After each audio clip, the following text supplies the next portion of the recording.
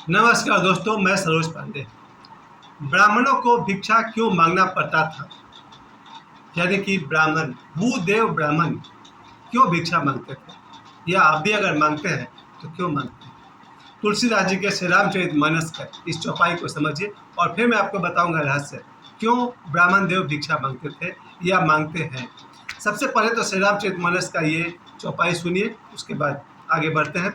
मंगल मूल विप्र परितोषु, दहि कोटि कुल भूषु रोषु। मंगल मूल विप्र परितोषु, दहि कोटि कुल भूषु रोषु। ब्राह्मणों का संतोष सब मंगलों का जड़ है। ब्राह्मणों का संतोष सब मंगलों का जड़ है और भूदेव ब्राह्मणों का क्रोध करोड़ों कुलों को भस्म कर देता है। वाल्मीकि जी कहते हैं, अगर ब्राह्मण संतुष्ट हो गया तो फिर ये मंगलों की वर्षा हो जाएगी आपके ऊपर, और अगर भूदेव ब्राह्मण क्रोधित हो गए तो करोड़ों कुल को भस्म कर सकते हैं। एक बार फिर से मैं पढ़ दूं, फिर इसके भावार्थ को समझेंगे हम सब। मंगल मूल विप्र परितोष, यानी ब्राह्मणों का संतोष सब मंगलों की जड़ है, और दहि कोटि कुल भूसुर रोसु, भूदेव ब्राह्मणों का क्रोध करोड़ों कुलों को भस्म कर देता है। ये वाल्मीकि जी कह रहे हैं भगवान श्री राम, माता सीता और लक्ष्मण जी से। ये है अयोध्या का, जहाँ भगवान श्री राम को वनवास हो चुका है और वे वाल्मीकि जी के आश्रम पहुँचे हैं। वहाँ वाल्मीकि जी उन्हें बताते हैं ब्राह्मणों की महिमा। यहाँ पर कहते हैं वाल्मीकि जी की ब्राह्मणों की महिमा ये है कि अगर ब्राह्मण संतुष्ट हो गए तो फिर मंगलों की वर्षा हो जाएगी, और अगर ब्राह्मण को क्रोध आ गया तो करोड़ों कुल को भस्म कर देंगे। श्री रामचरितमानस में तुलसीदास जी ने ब्राह्मणों की महिमा इस तरह से गाई है। लेकिन हमारे समाज में तो ये बात बहुत प्रचलित है कि ब्राह्मण तो भिक्षा मांगते हैं। ब्राह्मण भिक्षा क्यों मांगते हैं, आइए इस गहराई को समझते हैं। और मेरे जीवन में वो समय आया जब मुझे ये बात समझ में आ गई कि आखिर हम मेरे बहुत ही प्राणों से प्रिय गुरुदेव निखिलेश्वरानंद जी, यानी डॉक्टर नारायण दत्त श्रीमाली जी, उन्होंने बचपन में बहुत वर्षों तक, 10-12 वर्षों तक भिक्षाटन किया। डॉक्टर नारायण दत्त श्रीमाली यानी निखिलेश्वरानंद जी की मैं बात कर रहा हूँ। उसके बाद मेरे प्यारे बाबा बागेश्वर, इन्होंने 10 वर्ष, बचपन के 10 वर्ष तक भिक्षाटन किया है। क्या कारण है कि ब्राह्मणों को भिक्षा मांगना पड़ा है? उसका कारण मैं बताता हूँ। ब्राह्मण शब्द का अर्थ होता है ब्रह्म की खोज में लगा हुआ या ब्रह्म की आचरण में जीने वाला व्यक्ति। जो व्यक्ति ब्रह्म की खोज में, यानी द ट्रूथ की खोज में है, सत्य की खोज में है, वो अपने शरीर के विज्ञान में नहीं, मन के विज्ञान में नहीं, बल्कि अपनी आत्मा की खोज में है। और धीरे धीरे ब्राह्मण आत्मा को खोजता हुआ एक दिन वो अपने मन को भी समझ लेता है और शरीर को भी समझ लेता है। समझिए, यहाँ से अगर हम धनबाद गए तो बीच में झरिया भी दिख जाएगा और डिगवाड़ी भी दिख जाएगा। उस तरह से जब कोई ब्राह्मण इस ब्रह्म तत्व की खोज करता है, अपने ब्रह्म ज्ञान को प्राप्त करता है, वो इस शरीर को भी जान लेता है और मन को भी जान लेता है, और आत्मा तक पहुँचना उसका गंतव्य है। शरीर को तो हम सब भी जानते हैं, कितना खाएं कितना सोएं, पर लोभवश और आलसवश शरीर के साथ अन्याय करते हैं। लेकिन वापस लौटते हैं कि ब्राह्मण देव भिक्षा क्यों मांगते हैं।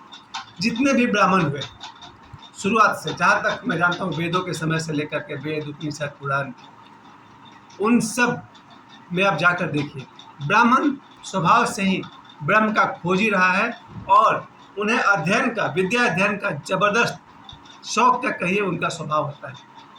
ब्राह्मण की रुचि हमेशा पठन पाठन में है। मैं खुद ही सुबह में श्री रामचरितमानस पढ़ने बैठा, पेज नंबर 406 में ये बात मुझे दिखा सुबह में। जब मैं एक बार श्री रामचरितमानस पढ़ना शुरू कर दूंगा तो कब रुकूंगा मुझे भी नहीं मालूम।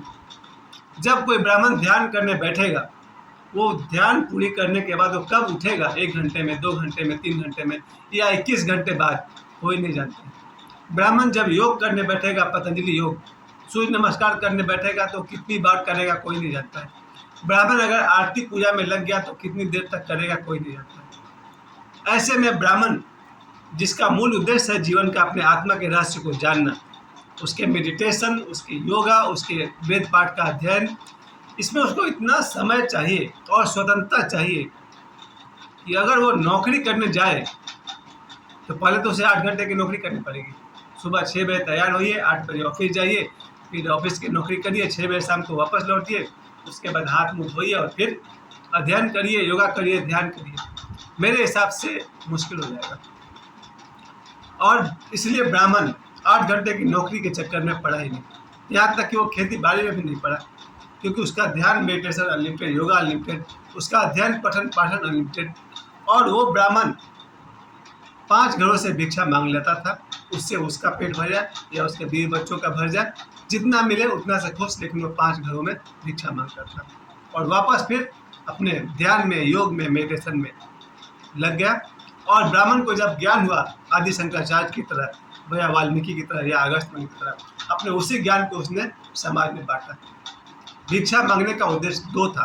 पहला, भिक्षा मांग करके वो आम जनता को एक मौका देता है अपने पापों को कम करने का, जो कि आम आदमी अपनी ज़िंदगी में बहुत गलती करता है। छल है, धोखा है, लोभ है, लालच है, दूसरे का धन अपना लालच करना, उन सब की कमी आती है जब आप किसी ब्राह्मण को दान करते हैं या किसी गरीब को दान करते हैं। तो ब्राह्मण जब भिक्षा मांगता है तो देने वाले के पाप थोड़े कम हो जाते हैं, और चूँकि ब्राह्मण ने कुछ मांगा है इसलिए ब्राह्मण उनको कुछ दे भी पाता है। ब्राह्मण का जो ज्ञान है, जब ब्राह्मण ज्ञान को प्राप्त करता है, वो भिक्षा मांगने के बाद 2 शब्द कहता है, या ब्राह्मण पूर्ण ज्ञान पाने के बाद वो गौतम बुद्ध की तरह ज्ञानी हो जाता है और अपने ज्ञान को, जैसे उसने समाज से रोटी मांगी थी, अब वो समाज को अपना ज्ञान देता है। और ज्ञान का इतना महत्व है कि भगवान श्री राम ने रावण वध के बाद लक्ष्मण से कहा था कि जाओ लक्ष्मण, अति ज्ञानी रावण से कुछ सीख कर आओ। और लक्ष्मण जाते हैं और उनके सिर के पास जाकर, उनके कान में के पास जाकर बोलते हैं कि रावण, मुझे आपसे कुछ ज्ञान चाहिए। रावण आँख नहीं खोलते हैं, तो 2-3 बार आवाज़ देते हैं लक्ष्मण, फिर लौट कर भगवान राम से कहते हैं कि रावण तो कोई जवाब ही नहीं दे रहे हैं। भगवान राम ने पूछा कि लक्ष्मण तुम कहाँ खड़े थे? लक्ष्मण ने कहा मैं उसके सिर के पास था, उसके कान के पास था, ताकि उसे सुनाई पड़े, तो वो तो ज़मीन पर लेटा पड़ा है। भगवान राम ने कहा यही तो गलती कर दिया, उसके चरणों के पास खड़ा होना चाहिए था, जैसे एक शिष्य अपने गुरु के पास खड़ा होता है। लक्ष्मण ने कहा वो मेरा गुरु नहीं है। भगवान राम ने कहा ज्ञान का अपमान मत करो लक्ष्मण, चलो हम दोनों चलते हैं।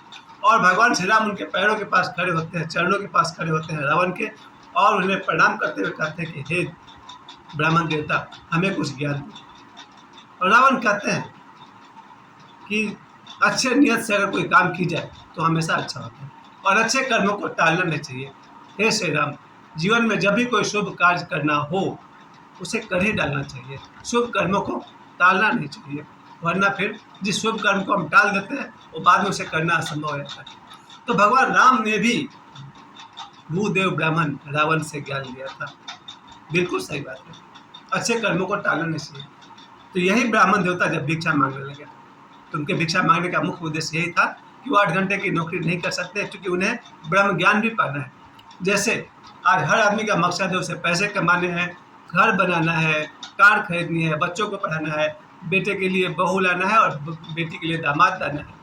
उसी तरह से ब्राह्मण देव का जीवन का एक ही मकसद होता है, ब्रह्म ज्ञान को प्राप्त करना, ब्रह्म तत्व को जानना, ईश्वरत्व को जानना, द एनलाइटनमेंट, बुद्धत्व को प्राप्त करना। तो ब्राह्मण अपने लक्ष्य पर चलने के लिए 8 घंटे की नौकरी नहीं करते थे, भिक्षा मांगते थे।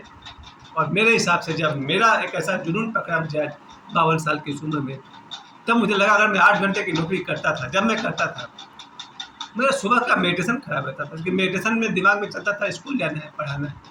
तो मैं कई बार ध्यान अधूरा छोड़कर, शायद रोज़ 5 स्टेप का ध्यान था, ओशो का डायनेमिक मेडिटेशन है, 4 स्टेप करता था, 5वां स्टेप छोड़ करके मैं स्कूल जाता था।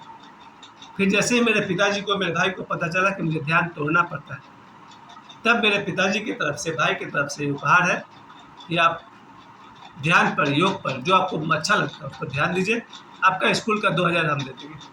खैर, मुझे समझ में आ गया कि ब्राह्मण भिक्षा क्यों मांगते हैं, ताकि उनका आत्मज्ञान, ध्यान, योगा और जो स्वाध्याय है उसको समय दे सकें। कालांतर में युग बदला, उन्हीं ब्राह्मणों के बच्चे जब 2024 के वातावरण में पलने लगे, अब उन्हें न तो गायत्री मंत्र पढ़ना अच्छा लगता है, न उन्हें श्री रामचरितमानस पढ़ना अच्छा लगता है, न उन्हें वेदों में कोई इंटरेस्ट है, न साधु संत में इंटरेस्ट है। उनका इंटरेस्ट है पैसे कमाने में, और अच्छी बात है। और पैसे कमाने के इंटरेस्ट में वो ऐसे परिवेश में खड़े हो जाते हैं कि ब्राह्मणों के बच्चे भी, उनका मकसद अब 8 घंटे की नौकरी करना हो जाता है। उसी नौकरी के परिवेश में वो धूम्रपान सीखते हैं, गुटखा खाना सीखते हैं, दोस्तों के साथ शराब पीना सीख जाते हैं, मांस मछली अंडा भी खाना सीख जाते हैं। और ब्राह्मणों में बहुत सारे ब्राह्मण हैं जो इस समय मांस मछली अंडा शराब और भी 2-4 नाम आप जानते हैं, उस सब में वो लोग उतर गए हैं। अदरवाइज ब्राह्मणों को भूदेव कहा जाता है और वो उनका जो संस्कार होता है बहुत ऊंचा होता है। अगर ब्राह्मण अपने आप में पूर्ण ब्राह्मण है, जैसे कि वो वेदों का अध्ययन करता हो, शाकाहार भोजन करता हो, ब्रह्मचर्य का पालन करता हो, ब्रह्मचर्य बहुत बड़ी चीज़ है, वैसा ब्राह्मण इस धरती पर चलता फिरता भूदेव ही तो है। लेकिन आज के युग में मैं उन ब्राह्मणों को जानता हूँ जो शराब भी पीते हैं, और बहुत सारे ब्राह्मण है शराब भी पीते हैं, मांस मछली अंडा भी खाते हैं, और दुनिया की सारी बुराइयाँ भी उनके अंदर। या मेरी दृष्टि में वो नाम से भले ही ब्राह्मण है, और उन्हें भी ब्रह्म की यात्रा करनी बाकी है। खैर, ब्राह्मण देवता क्यों भिक्षा मांगते हैं, आशा करता आप सभी समझ गए होंगे। मेरी तरफ से भूदेव ब्राह्मण देवता को सिर झुकाकर नाक रगड़ते हुए कोटि कोटि बार प्रणाम। मेरे लिए ब्राह्मण देवता आदरणीय है, सदा आदरणीय रहेंगे। मैं तो स्वयं ही प्रयास करता हूँ जन्म से और कर्म से हो सके तो मैं ब्राह्मणत्व की यात्रा पर निकलूँ। समय देने के लिए आप सभी को बहुत बहुत धन्यवाद। प्रणाम।